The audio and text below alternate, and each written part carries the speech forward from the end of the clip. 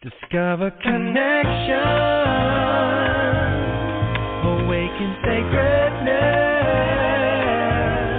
become empowered.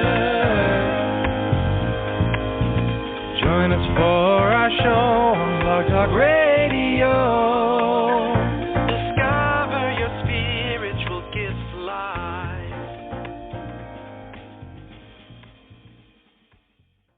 Well, welcome to Discover Your Spiritual Gifts live show number 4. We're your hosts, Dave, Vialet, and Jason. Our past two guests, Susanna Magdalena and Dr. Joy Gray, were great. We're continuing that tradition today with Jennifer Lonnberg, a fantastic intuitive. Welcome, Jennifer. Thanks for being on the show. Hey, I'm happy to be here and have some of my favorite people on this call. Well, we're glad to have you. Thank you for taking the time to join us. We love you, Jennifer. I was excited. Yeah, I was just going to say, I'm so excited to be with you guys. I'm just like, oh, it's like a family reunion. I miss you guys a lot. I love the store in Colorado. I love everything you guys do.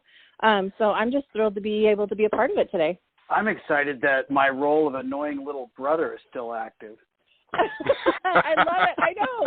I felt like as soon as we met, didn't it feel that way? It felt like I know you already. Perfect. We so miss you and look forward to you bringing your RV and coming and hanging out with us in Colorado again. So where are you at this point in your adventure? Where are you actually located today? Well, today I'm actually in Big Spring, Texas, which don't let the name fool you. It's not that big. But it's a cute little town in Texas. But we've been bouncing all over. We were in New Mexico, so we just got to go to Carlsbad Caverns about a week and a half ago, I think, or 2 weeks ago. So that was really fun. And then I've been up to Abilene. We stayed over in Sweetwater for a little bit. But right now today, I'm in Big Spring, Texas. Wow. And it's beautiful here. It's all overcast and cloudy, but it's a great day. Well, it's snowing here. You could be here in our snow. We're supposed to get several inches today, and you could be walking around in all the white stuff. You know, I think I'd rather be where you are, where it's warm. I was in flip-flops yesterday, so I think I'll pass. Traditionally, during snowy times, so is Vialet, also in flip-flops. Right? Yeah, I know. My husband used to laugh at me in Colorado because I actually had a certain pair of flip-flops that had a pretty decent, almost like a tennis shoe sole, so they were a little bit taller than a regular flat flip-flop. And I used to wear those in the winter as well. And he's like, I said, well, they're tall enough the snow doesn't get in as long as it doesn't go above 2 inches. That's what I need, Jennifer. That's what I need. Yeah. Jason laughs at me out in the snow in my flip-flops as I'm still trying to intuitively bring in the sunshine and the warm weather. And he's like, you knew it was going to snow today. Uh-huh. Oh, that's love our funny. Flip-flops. Love our flip-flops. So I'll tell you, I'm so excited for you guys. I love everything you're doing in the store up there. So I'm super excited that you guys started this podcast and that you're getting all the word out to everybody. And I'm really, like I said, I'm just really happy to be here today, happy to be a part of it. And I'm excited for what you guys are doing and everything you're bringing to people and making it so accessible and so easy. Well, it's been our goal. It's been our goal. Sorry about that, Dave. Go ahead, but it has been our goal. No, we've been having a good time with it. It's I'm glad we're doing this. So what are we talking about today? Let's jump in. I'm ready. Let's do this. Well, let's talk about your background because you have a very interesting one, like so many people, on how you got into this and how you move forward with it. We've all had challenges, and you've had yours too. So let's talk about your background. Well, I have to giggle when you say I came into it kicking and screaming. I'm not going to lie.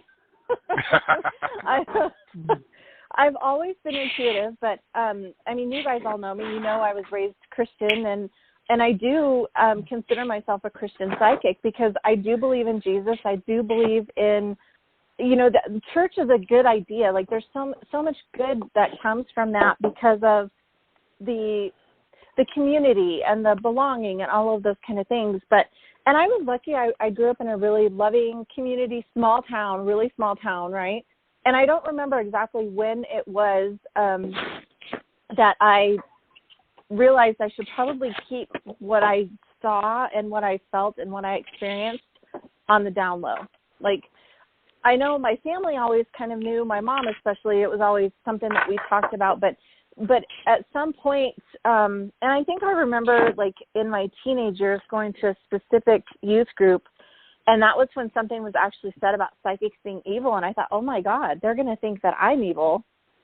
And so, I mean, I'd kind of grown up with this gift the whole time, from the time I was little all the way, forever. But I don't know exactly why or when. I don't even remember exactly what was said. But at some point, I started getting this idea that it was evil and that what I was doing was not good and that I was going to hell and whatever, which, looking back now, I'm like, I see how that was just, just society in general and not wanting to be different and trying to fit in and all of the things that a lot of us do anyway, right? But for me, it just happened to be the psychic thing that I was trying to not let anybody know about. I love what you talk about with Jesus, because it's really interesting. People, in my experience, when they find out what I do and what my gifts are, they don't think we have a connection with Jesus. And it's like, yeah, I have a strong connection, always have. Like you, as a Christian, I've been saved and baptized so many times, I don't remember, but I love the church. I loved being part of it. It had so many good things to it. So, I totally get what you're saying. And, I work with Jesus all the time. That's part of what I do. But a lot of people don't think that we do. So I love that. Well, and it's funny because I was actually just having a conversation, and I can't remember who I was talking to the other day, but I said, for me, it wasn't about being Christian because of like I found Jesus or whatever. It's just that I've always known Jesus, so I didn't know any different. So it was because I'm Christian just because I am, not because I wanted or needed religion or what, you know what I mean? Like, I think so much of it gets so convoluted as far as there's so many different types, right, of Christianity. There's so many different types of churches. Everybody believes something different. It kind of all gets mixed up, and I'm like, I've always loved Jesus just because I've always known him. Like, I don't ever remember a time that I don't remember seeing Jesus and the angels. And, I grew up in church, and I remember we would sing that hymn, He Walks With Me and Talks With Me, and I'm like, well, duh, he's right there. Of course he walks with us and talks with us, but I did it. I mean, when I was little, I don't think anybody realized that I actually was seeing him, and so it just, like I said, it's just, for me, it's always been, I've always had that connection.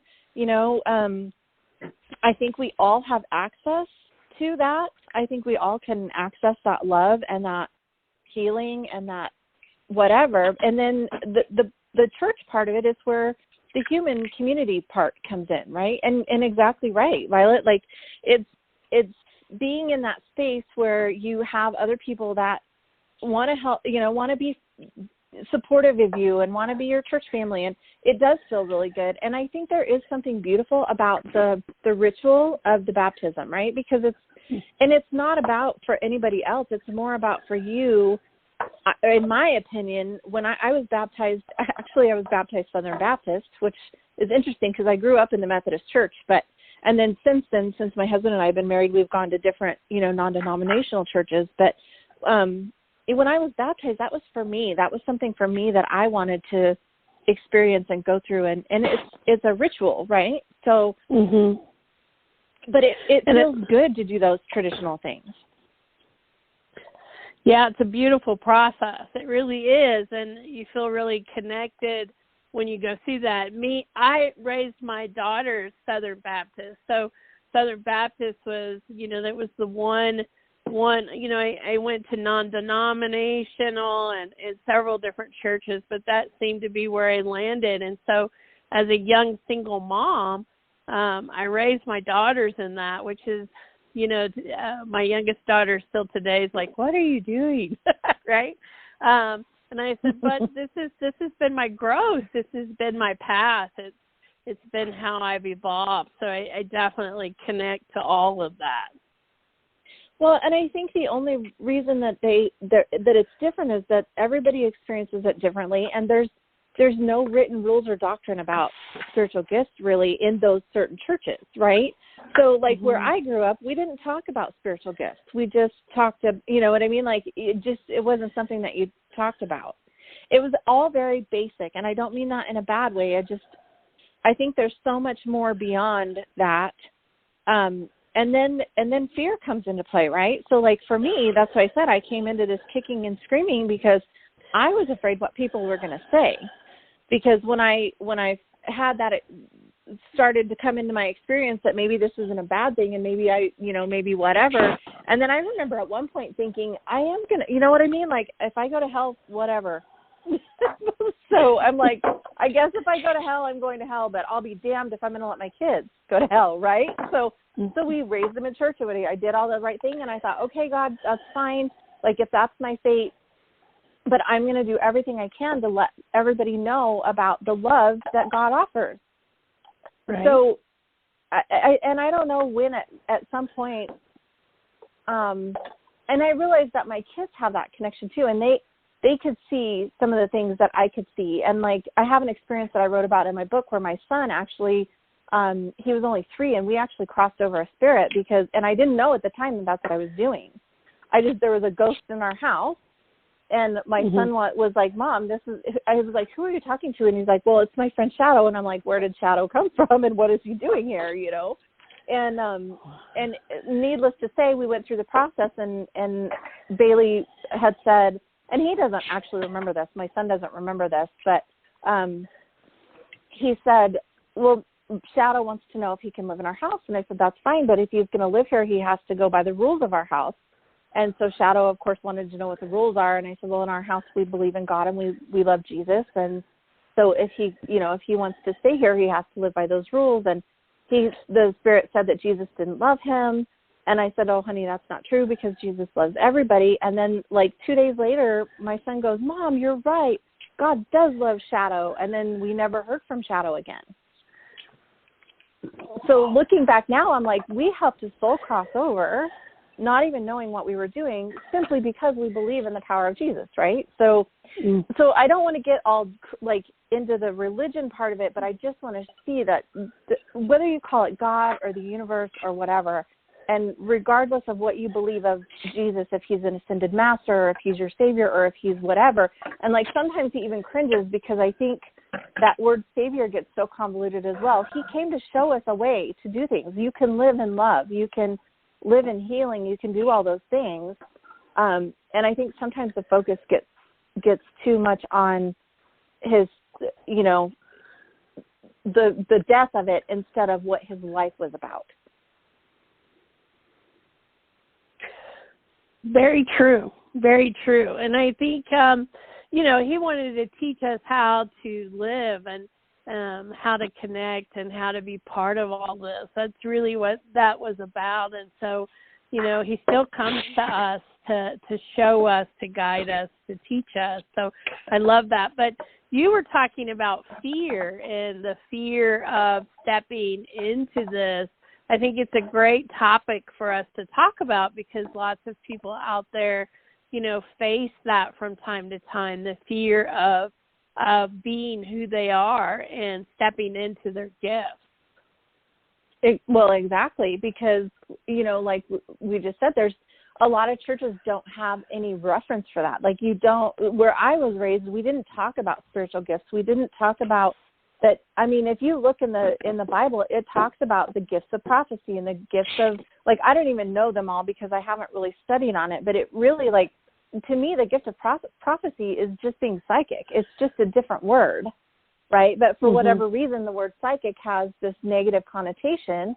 Well, if you look at the true basic meaning of that word, like if you take all the connotations out and just look at the basic meaning of the word, it just means knowing something from beyond, like, or sensing something from beyond.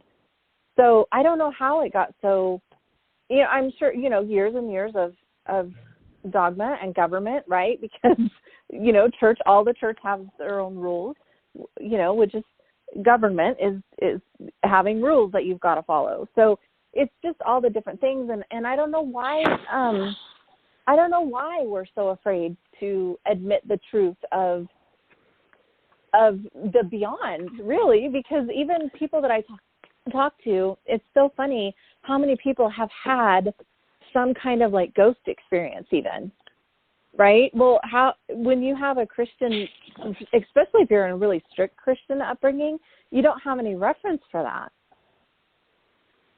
So it makes it, when you don't have a reference for it, you don't know how to talk about it, then fear just comes in. You know, the fear of the unknown, the fear of not understanding, the fear of being different. And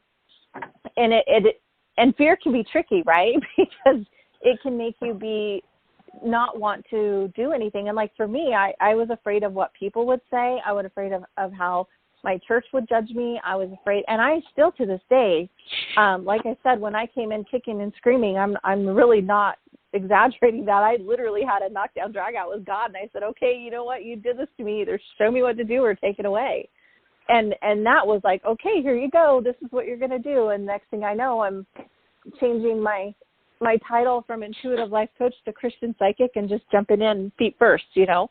But I still get so much ridicule. I've had some really nasty experiences from people who have told me I'm going to hell and that I'm playing with the devil and I'm doing all these things. And I'm like, well, I don't play with the devil. I actually get rid of the devil. I don't play around with demons. And that's the other thing too, is I think just bringing awareness that the Bible talks about angels and demons.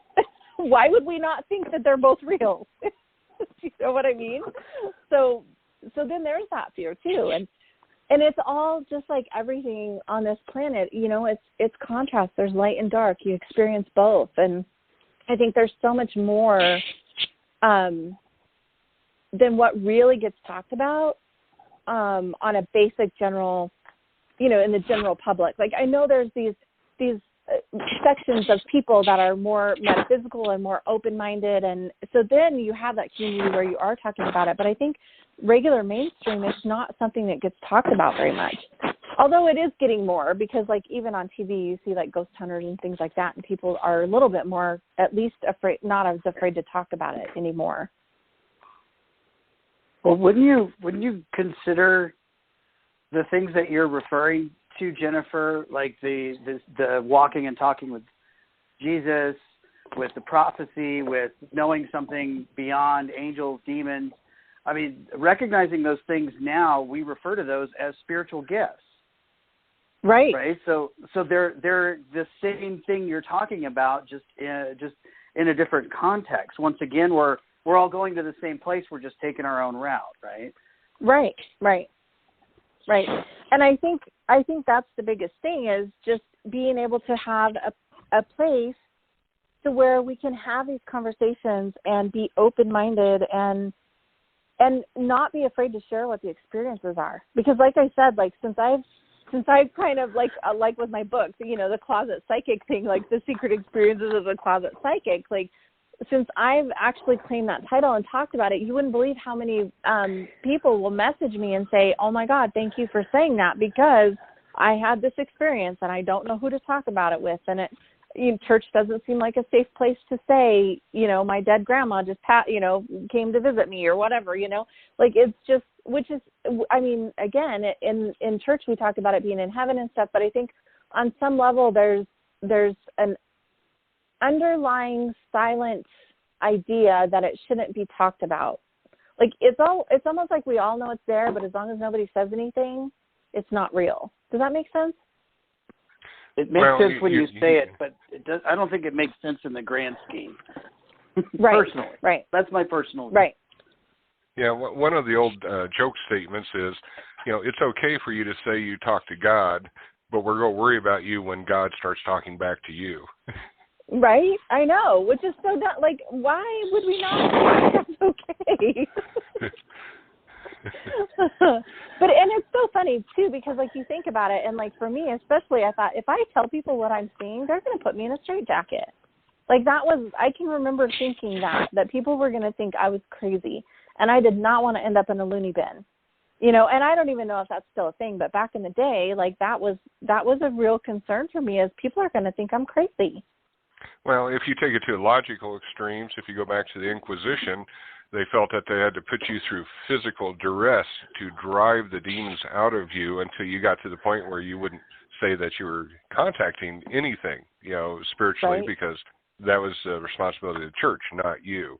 And we probably all have a lot of core memory of bad experiences in other lifetimes where we were punished for using our spiritual gifts in one way or another. We were suspect. We lost our lives or our families or whatever. Mhm. Yep. No, I totally agree with that too. Because even when you say it, I think we all feel it, right? Oh yeah. Well, I know sometimes when I meet with clients, the reason that they don't step into their gifts is because of the experiences they've had in past lives, which bring up that fear, right? Right. I can't step in because I could be prosecuted, or, people will stray away from me, or my family will disown me. There's all those fears with, I have these gifts and can I step out? And, there's real work there to be done so that people can.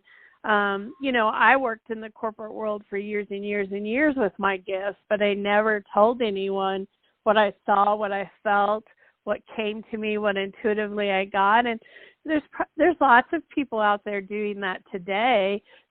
They call it their gut feeling. I have this gut feeling.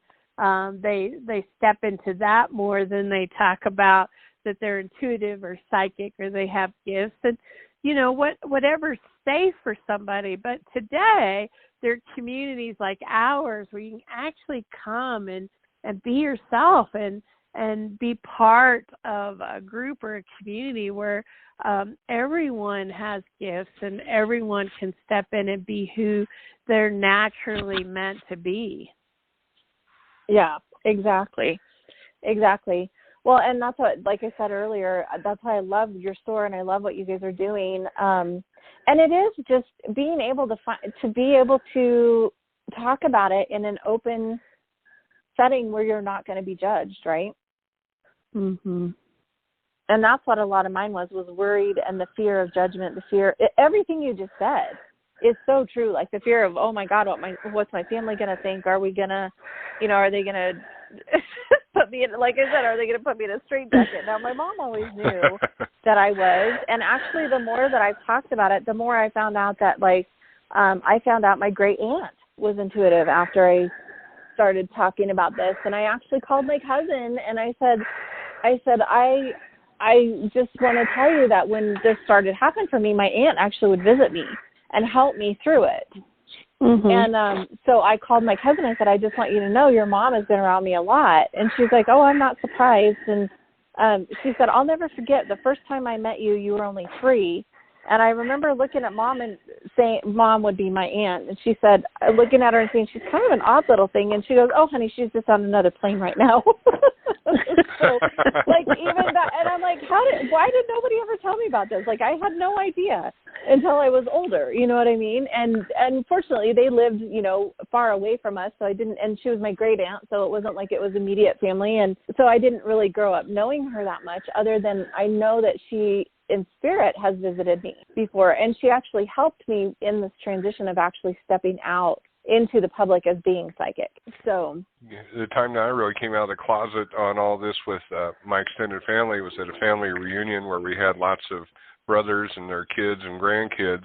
I did a past life reading at a table, and I just started answering questions for everybody. So I'm sure somewhere I'm kooky Uncle Dave, and other places Dave's an engineer, but he's also kind of out there with his psychic stuff. So that was a good experience for me and for them. So they know they have a resource if they have an event in their life that they can't put together right. They at least know one person that they could contact who's safe. I feel better about that and having presented it that way.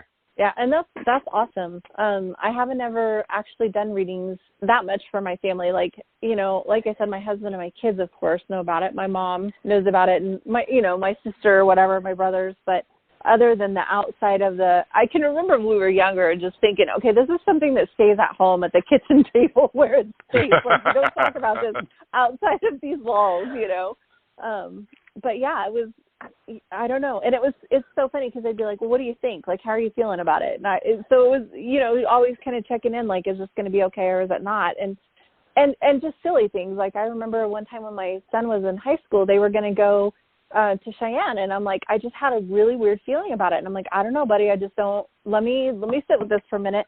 Well, then I finally was like, you know what? Don't take the interstate, take the back road.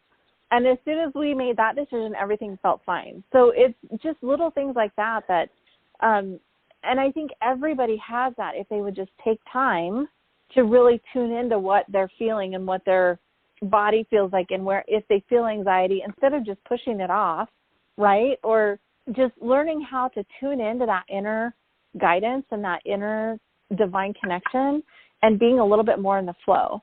I think everybody has it. It's just they don't know how to access it or how to even deal with it, really. Oh, yeah. Well, we're about at the halfway point, so we're going to take a little break here, and we'll be right back with Jennifer Lonnberg and continuing this wonderful discussion. So thanks for listening, and hang on just a minute. Discover Your Spiritual Gifts has readers available every day starting at 10 a.m., Monday through Friday from 10 a.m. to 8 p.m., Saturday and Sunday from 10 a.m. to 5 p.m. We offer 30-minute readings for $50 and 60-minute readings for $90. You can make an appointment or just stop on in for availability. Call ahead at 720-573-4275. Well, welcome back to the show. We're continuing with our guest, Jennifer Lonnberg. So, Jennifer, now would be a good time to talk about your books. So tell us about your books. We know you have a lot of wonderful stuff in there. So I have a couple different books. The latest book that I just came out, it just published, when was it? In around Christmas, I think. I don't even know the day. How sad is that? I know it's out there now. It's called The Secret Experiences of a Closet Psychic. And it's just some of the experiences that I've had, and it's almost like little short stories of different things that I've experienced. And I wanted to put that out there because, like I said, I have so many people that will message me privately and say, you know, I don't want anybody to know, but this happened. And I think it was just my way of saying, you know, these are some of the experiences that I've had. There are other beings out there. There are, like, spirits that can connect with you. It's not a bad thing if your, you know, grandma comes or, you know, whatever, or somebody that's passed over visits. Like, it's just to be able to say, yes, this happens. You don't have to be afraid. You know what I mean? And just being in a space where it's something open for people to talk about it. And then the first book I put out is more, it's called Embodied Grace, and it's a path to empowerment. It's just talking about how to really be, it's much more just a basic life coaching book about how to really decide what you want in life and how to step into that by putting all the negative thoughts that we have in our own head, kind of putting that, learning how to deal with those thoughts and why they might actually even be there, but how we really do create our own reality, but we just have to play an active part in it instead of living by default. So those are the two books. I actually did turn the first book into a workbook as well. So there's a regular book version and the workbook version, and then of course my latest book, which is more about the psychic stuff. That's wonderful. Where do people buy these books? Besides Violet's Place, but that'd be a good place to start, wouldn't it? There's a great little store in Littleton called Discover Your Spiritual Gifts. I've heard of that place. Yeah, I might have been there a couple times. And the good thing about going there is then you can also get like crystals and all the fun things like that, incense there, sage. So you can pick up my book and a few extra things that you want. And then open every day at 10 a.m. And then you can also find it on Amazon. Oh, great. Because we're going to pick up listeners who may not be in the immediate area and like to listen to the show, so we always want to mention where resources can be found, so that's great. Let's go into a different area, Jennifer, because you and I have been friends and have talked about a lot of things and mutual experiences. Let's talk about extraterrestrials and the ET realm. Of course we're going to go there. Well, yeah, so tell us how you first became aware of them and then how you gradually got accustomed to the idea.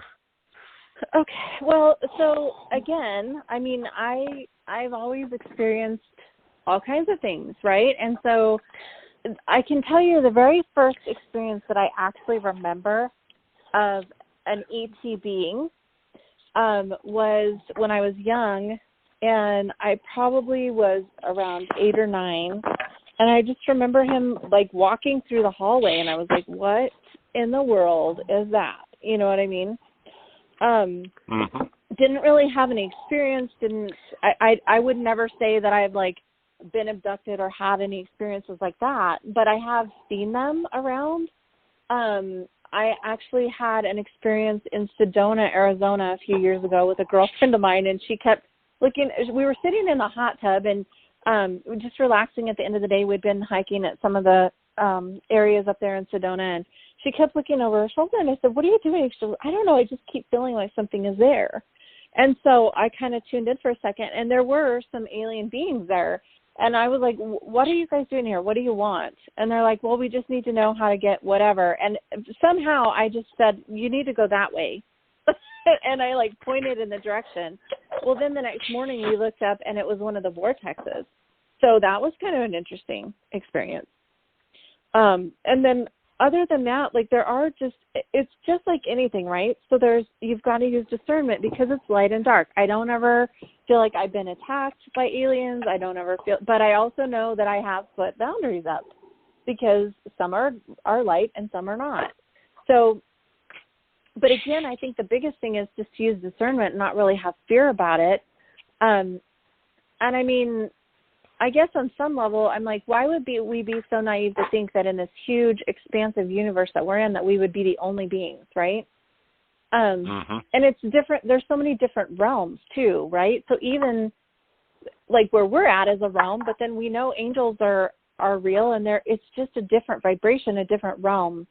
And so to me, it wasn't all that surprising to have experiences with what you would call celestial beings or ETs.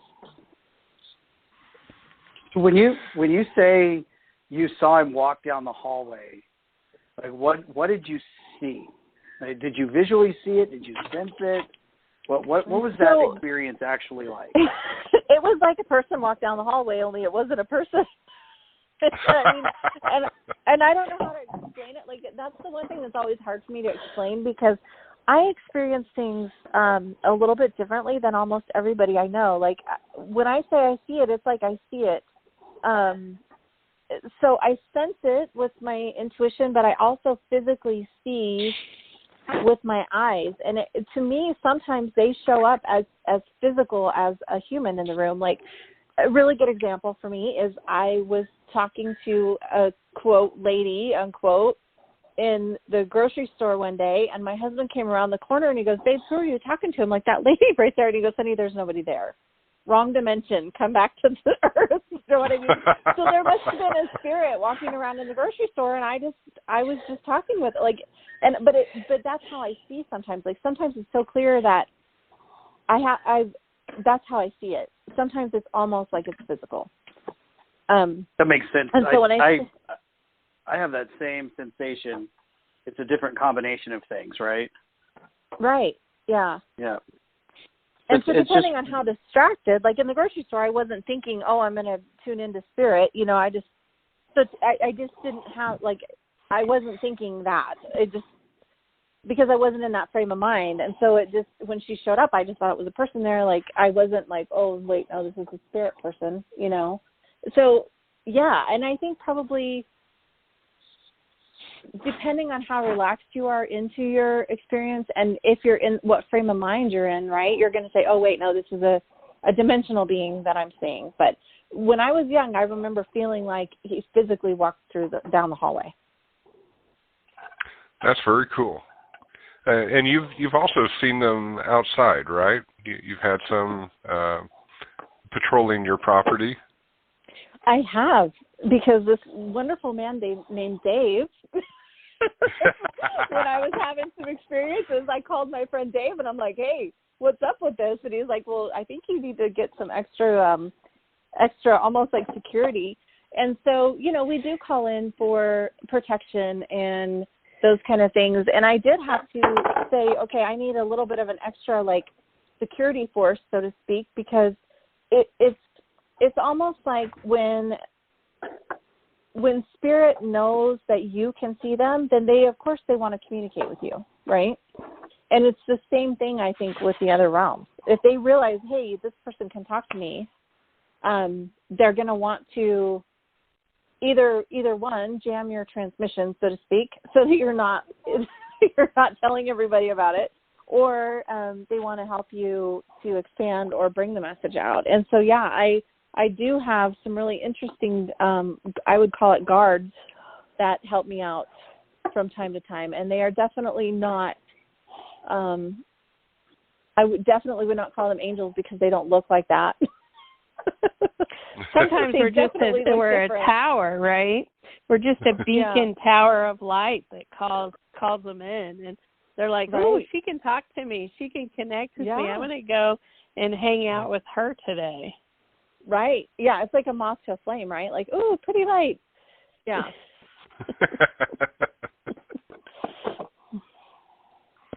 So, Dave, what experiences have you had in this realm or this area? What have been some of the things that have come across in with your clients and things out there, just so that people get a good feel of what's out there?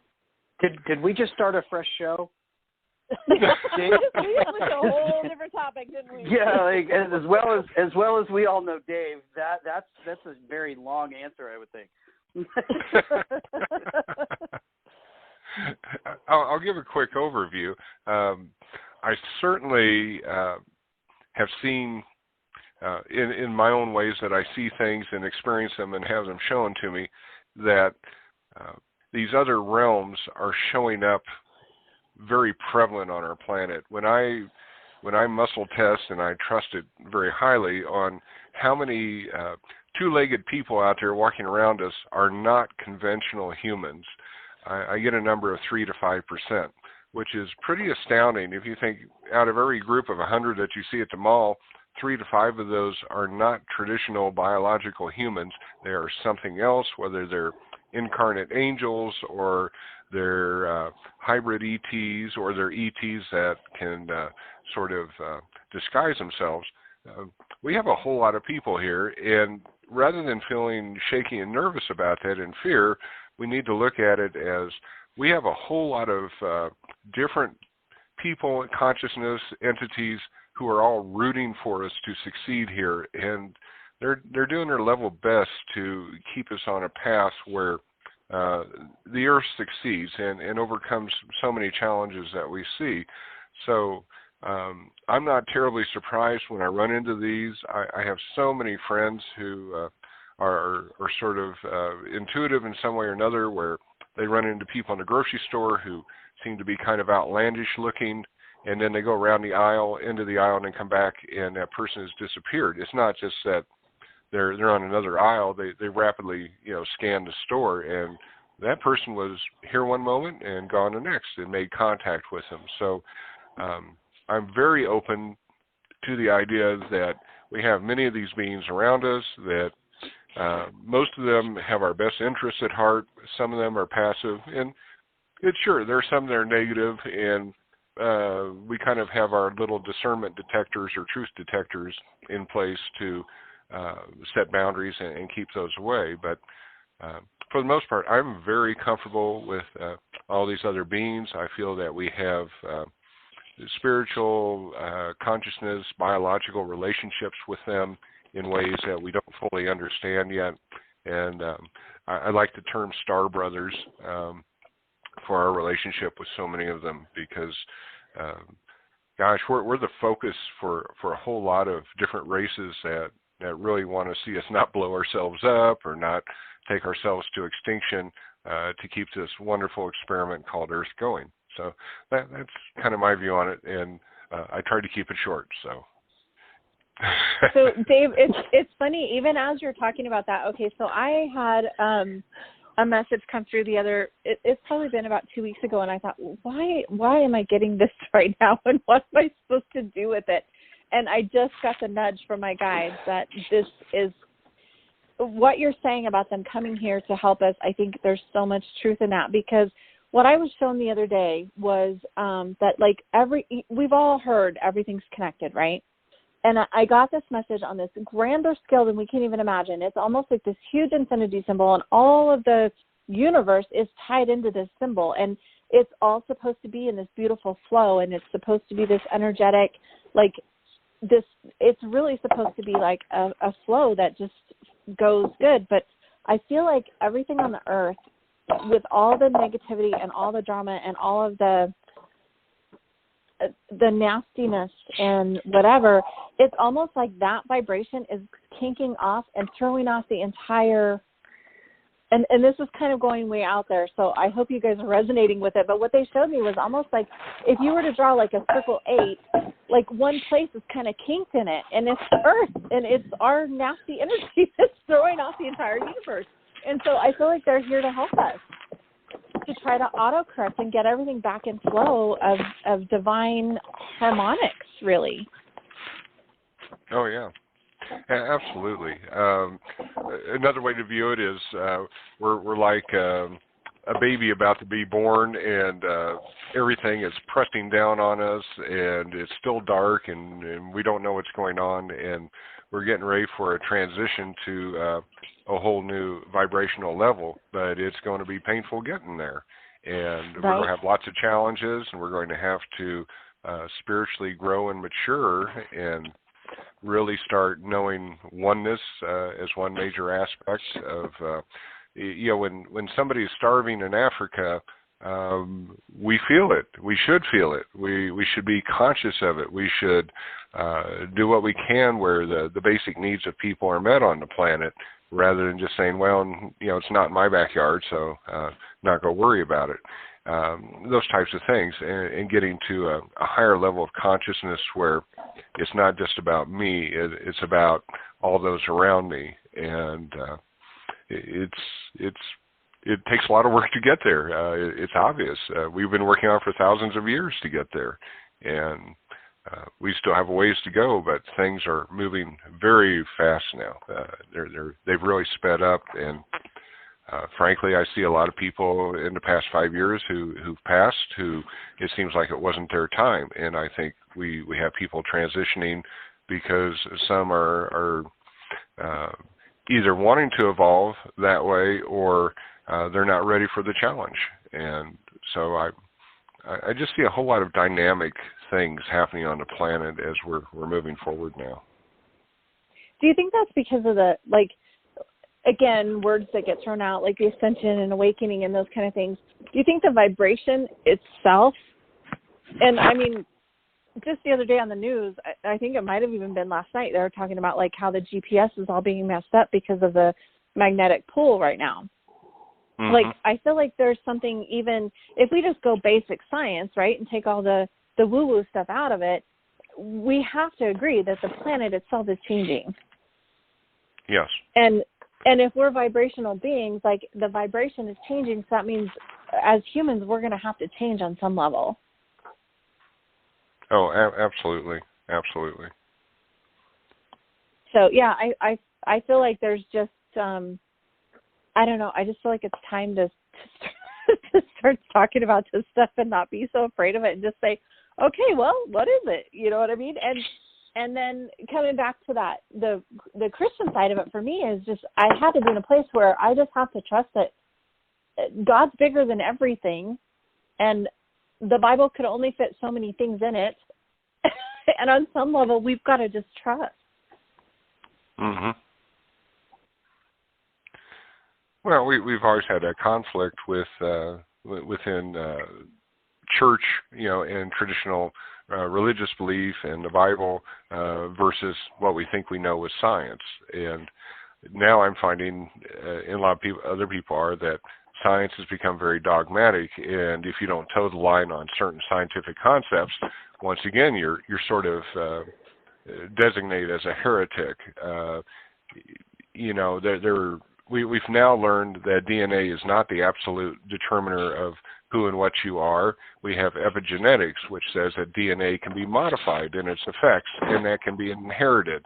well, that was heretical 15 years ago, and now it's accepted. And we have so many people who are derided as being a new age and having totally incorrect ideas about what quantum mechanics means, and yet even the people who do quantum mechanics and understand theoretically can't deny that there are a lot of very strange implications that don't agree with our full-scale physicality here, and yet it's real every time they test it, and it provides a very good concept for saying, I don't think ESP is so far out anymore, and they don't like to hear that. And so things are really moving, and I think we're going to find that our physics at whatever level are just a subset of a grander physics at very high levels. And why do planets hang in the heavens? Well, one of the frustrations for me as an engineer years ago was we have lots of mathematical explanations that are very good at predicting what's going to happen on physical phenomena, but they have no explanatory value. So when Einstein talked about general theory of relativity and how planets relate to each other by distorting the space-time, that's a great mathematical explanation, but it still doesn't tell me at all what gravity is. They can discuss it all day long, but it always falls down to the language of science, which is math. And math, to me, is actually just so abstract it doesn't have an explanatory value. So I think we're coming into places where we're just going to continue to learn more and more and have our eyes open more and more on all this. And I think there's going to be one part of our population that's going to embrace it and want to move forward and say, wow, amen, it's about time we figure out how this works. And we're going to have another part that, sad to say, is going to retreat into fear and say, basically, don't confuse me with the facts. I have these, dearly held beliefs, and I'm not going to depart from them because that's my security blanket. So that kind of, once again, gets back to our original topic of talking about what the fear is out there. Does anybody else feel like we just went Star Trek? Well, that's what's hearing James interesting talk about all our this community. mathematical stuff and engineering, and I'm like, I feel like I'm in Star Trek right now. The interesting part of our community is that these conversations are part of our everyday life, right? Oh, I know. And because we're so open to talk about it, we get input and new ways of thought in so many different ways, on our shows, in our sessions, in our conversations, at lunch. So I feel like us getting those conversations out there is one of the best things that we can do to help the people that are still kind of finding their way, right? And at the same time, it's you take what you will and leave the rest. I mean, that always is there. If it doesn't resonate for you, then that's not part of your experience, right? But there's, we all do things a little bit differently, but again, headed the same direction. So it's beautiful that we're all waking up in whatever way that is, and whether it's a Christian psychic or an engineer that does clearing work or whatever. There's just so many ways of doing things and so many ways to connect and so many things that are going on that are unique to people that they just don't have the opportunity to share. And it's sharing those things is what helps the fear subside. That's one of the keys in my experience, is that sharing what you've gone through with somebody or talking to somebody or finding someone who's had a similar experience, that's where the real power is of sharing the information and realizing that you really aren't alone in so many ways. And you're so right with that, Jason, because even it's amazing, even at the most basic things, when you know that you're not alone.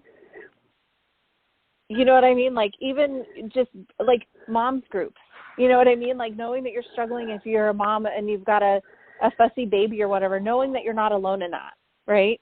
Knowing that you're not alone in your spiritual walk, knowing that you're not alone in these weird experiences of psychic phenomena, like whatever it is.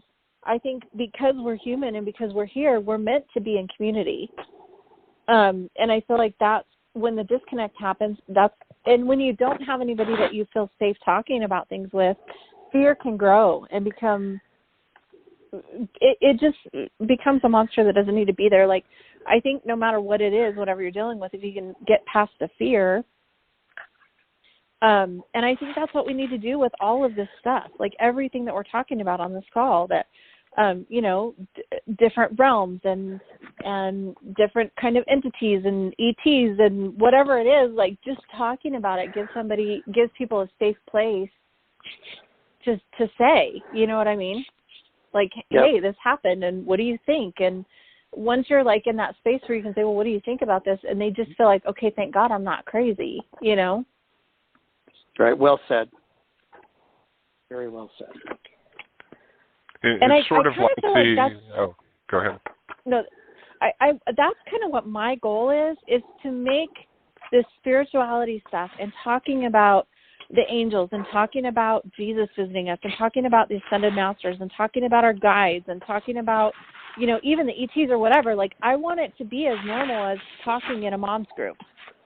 Like, it's a normal part of life. We just have never had a platform to really talk about it. I mean, we have had psychics over the years and those kind of things, but I feel like now it's finally in a space where it's just, I mean, think about when rock and roll first came out. You know what I mean? Like, it's the same thing. People were so afraid of it. I'm like, really? Now it's like no big deal. I feel like at some point what we're talking about will be there. Right. When they ask people on the street, face to face, do you believe in ghosts? Do you believe in angels? Have you experienced them? Only about 1 in 5 will fess up to it. When they send out a confidential survey so people don't have to reveal who they are, the number goes up to about 70 or 75%. So there are many people out there who've experienced this, who've seen it, and they've questioned it, and they've wondered about it, and yet they won't disclose it to others for fear of ridicule. So once again, it's nice like, to have a place like this. Yeah, so it's funny that you say that. So in my Facebook group, I have the Embodied Grace community on Facebook, and it's everybody knows in that group, if there's something that they want to ask that they don't want anybody to know about, they private message me, so nobody will ever know who asked the question. But then I can rephrase the question. And I do that in my coaching groups. I do it in everything. Anybody who works with me can send me a private message and ask me a question, and then I'll answer it in the group so that everybody can benefit. But because they're still, even though they're in that Facebook group where it's safe and nobody's going to judge them, they're still afraid sometimes to ask. And even my Facebook page, like, I have people that follow my page that don't even like it because they don't want people to see that they like my page. But you can follow it in private. Like, nobody will see that you're following it. But so I have followers more than I have likes. So it's really interesting because it's the same thing. Like, people are just still afraid of it.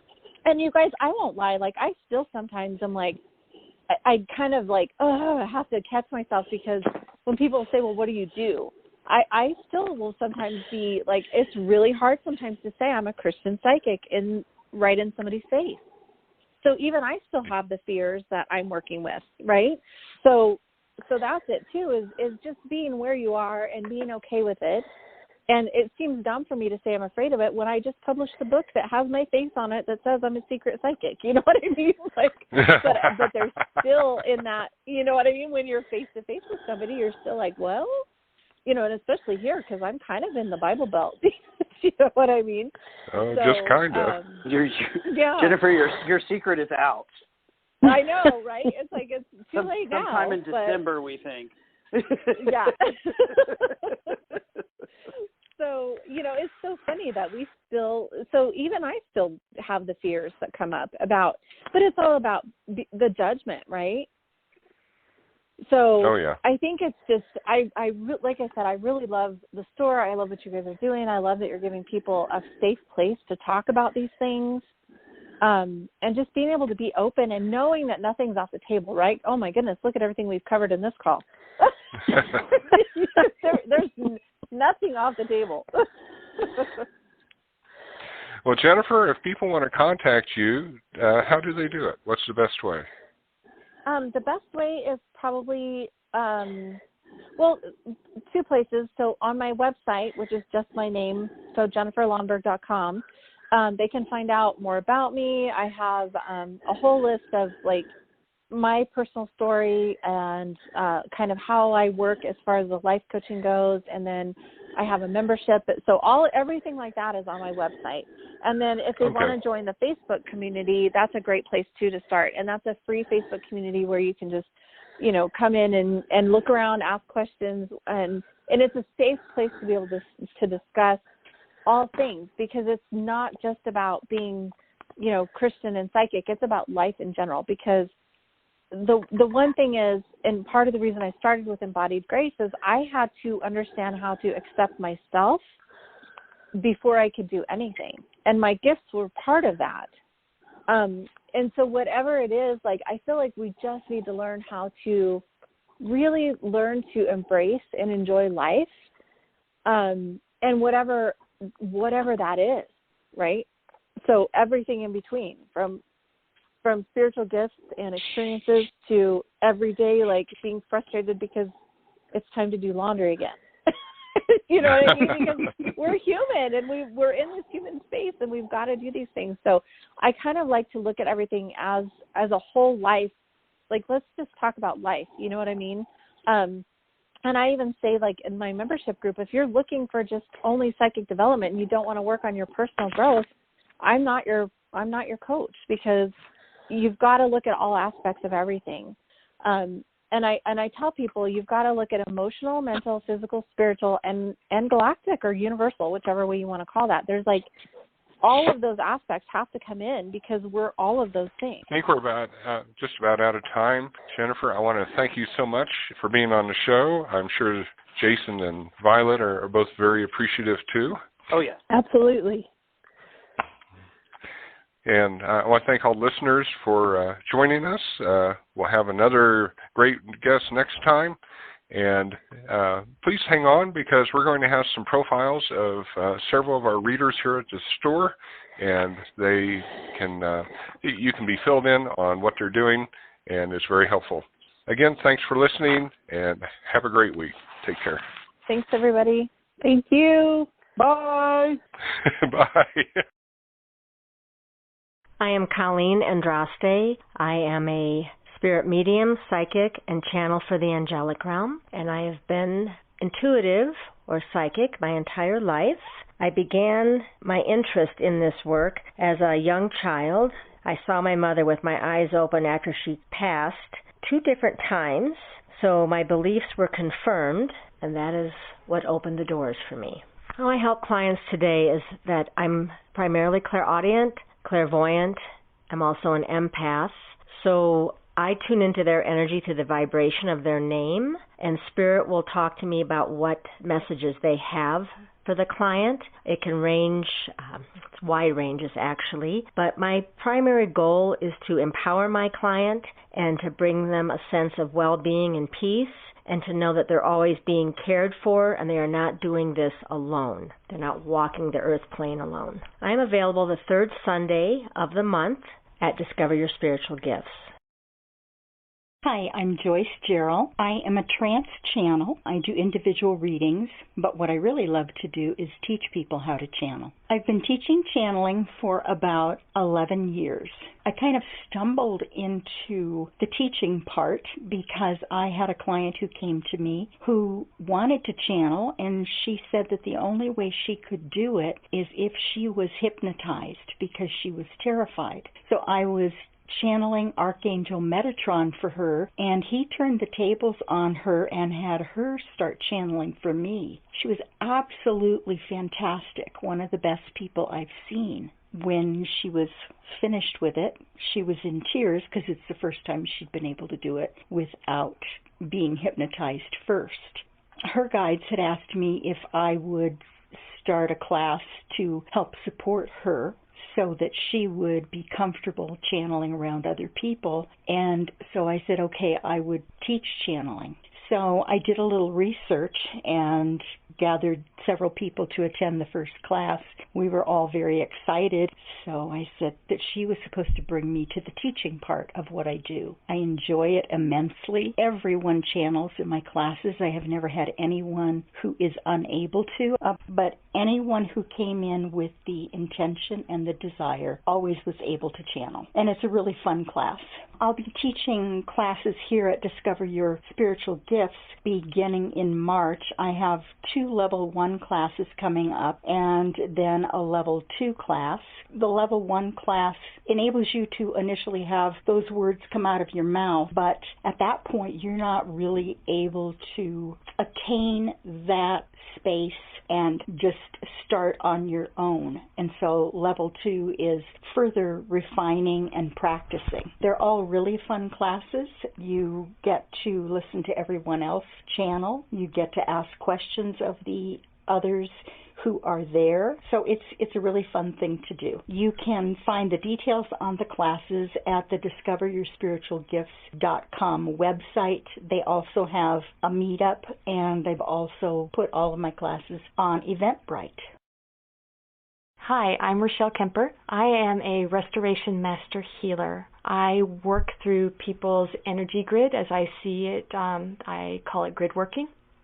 And I also work with Mother Gaia and the ley lines of the earth, but I also see that and can translate it around somebody's energy body. I got into this through working with another teacher that was showing us to look around a body or an energy body, and I realized that I could see colors. And so when I pinpointed the color, then she made me trace it all the way back. She said, you have to trace it all the way back to the origin. And once I did that, I realized that I could see around people in what looks like an Excel grid sheet. And we get things stuck in that grid sheet, or we get formulas that are blown. And I help people restore those grids through different energies. It could be dragon energy, archangel energy, colors, flowers, all sorts of, everybody works with something different, and I help bring those through to restore your grids. You can find me at Discover Your Spiritual Gifts in historic downtown Littleton. I work at this center on Wednesdays and Thursdays between 10 and 5. Discover connection, awaken sacredness, become empowered. Join us for our show on Blog Talk Radio.